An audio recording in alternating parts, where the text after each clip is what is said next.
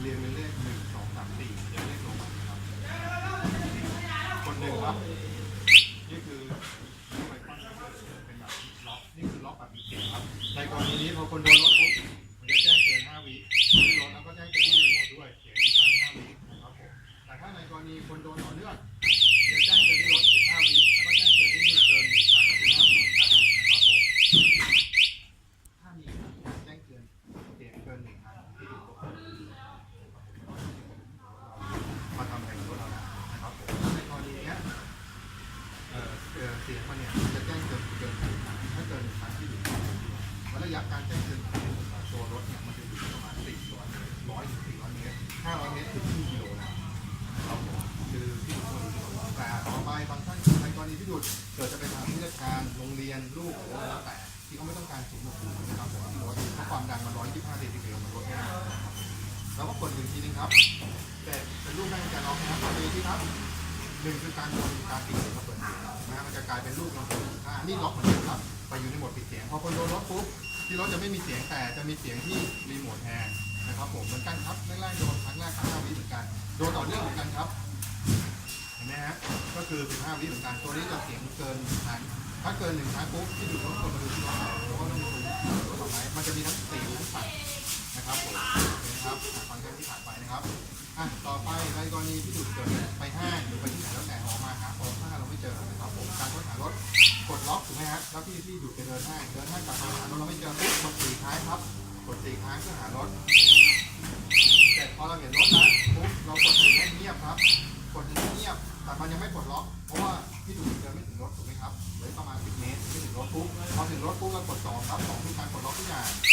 เห็นไหมไม่ที่ดูเป็นไอคอนแม่กุญแจปลดล็อกนี่คือปลดล็อกแล้วหารถได้นะครับผมไม่มีปัญหาโอเคครับทำการที่ต่อไปนะครับในกรณีถ้าเกิดตอนดึกเราจะไม่เห็นจอ LED ไม่เห็นสถานะเลยล็อกไม่ล็อกถูกไหมครับเรากด4 ทีนึงครับมันจะเป็นไฟ LED หน้าจอขึ้นมาให้5 วิครับแล้วมันดับเองคือให้เราดูสถานะว่าเราล็อกหรือไม่ล็อกอยู่ครับผมฟังก์ชันต่อไปคือฟังก์ชันสตาร์ทรถนะครับตัว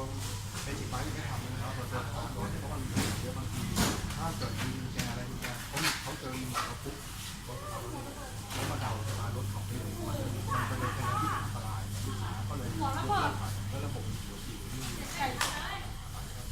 ผมว่ามันทำดีครับเปิดไฟหน้ารถบางรุ่นก็ได้เปิดไฟได้บางรุ่นก็เปิด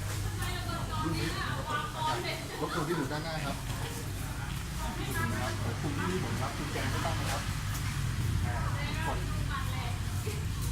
นะผมเปิดไฟหน้าได้แต่ในกรณีนี้เอาไว้เปิดเข้าบ้านมืดๆเรามองไม่เห็นอะไรถูกไหมฮะเราสามารถเปิดถ้ามีหมดอยู่ตัวเราสามารถเปิดไฟได้เลยแล้วเวลายกเลิกกด2ครับเห็นไหมครับสามารถยกเลิกได้หยุดโดยที่มีหมดทุกอย่างคุณที่มีหมดนะครับผมตรงนี้ก็คือสามารถยกเลิกได้แต่ทุกครั้งเราต้องยกเลิกตัวไฟนี้ก่อนทุกครั้งก่อนที่เราจะสตาร์ทรถนะครับผมเพื่อความปลอดภัยของระบบไฟเพราะว่าตัวนี้มันจะคุมถ้าเราเปิดไฟด้วยตัวรีโมทมันจะคุมที่กล่อง CPU สมองของรีโมทนะครับผมมันจะไม่ยุ่งกับตัวรถนะครับแต่เวลาถ้าพี่อยู่จะขับรถพี่อยู่ก็ต้องกดยกเลิกก่อนให้ไฟมันดับแล้วค่อยกดกุญแจรถแล้วสตาร์ทนะครับใช่ครับมันได้ถึง10 เมตรแล้วตัวนี้มันเป็นขึ้นเหมือนขึ้นเป็นขึ้นคิ้วเลยขึ้นเลยคือถ้าเกิดในกรณีอยู่ที่โล่งแจ้งขนาดที่ได้ถึง600 เมตรที่โล่งแจ้งนะครับแต่ถ้าเกิดมีตึกมีนู่นมีนี่ไปบางทีดอกสัญญาณลงมันก็เลยเหลือ400 เมตรบ้าง300 เมตร200 เมตรบ้างไม่แน่ไม่นอนโอเคไหมครับ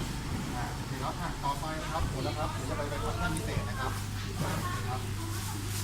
ฟังก์ชันพิเศษที่นี้คือ